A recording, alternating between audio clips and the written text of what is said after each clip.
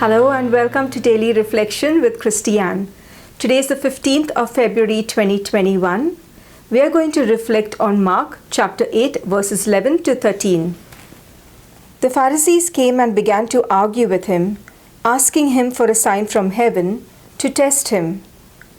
And he sighed deeply in his spirit and said, "Why does this generation ask for a sign? Truly I tell you, no sign will be given to this generation." And he left them, and getting into the boat again, he went across to the other side.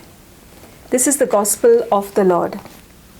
By now, Jesus has not only been teaching powerfully, but has performed many miracles. Jesus knows that unless people see signs and wonders, they will not believe. He has healed the sick, cast out demons, multiplied loaves and fish to feed thousands, and worked many other great wonders. Word of this had already spread over many regions. The Pharisees would have not only heard of this, but many of them would have been a witness to these miraculous signs that could only be performed by one from God. Despite this, the Pharisees began questioning Jesus again, asking him for a sign from heaven. Don't we wonder as we read about this, what more does he need to do? Why do they not believe? It is so obvious who he is, isn't it? But then the same question can be asked of us. Even though we claim to be believers, we are continually asking for signs from heaven, aren't we? So if we doubt, how are we going to talk about Jesus to anyone who does not know him? When the Pharisees asked for a sign from heaven, he deeply sighed in his spirit, asking why this generation asked for a sign. Wouldn't Jesus be sighing even more deeply when we ask for signs because we have even more reason to believe? Our doubts and lack of faith and trust lead us to believe that we continuously need signs.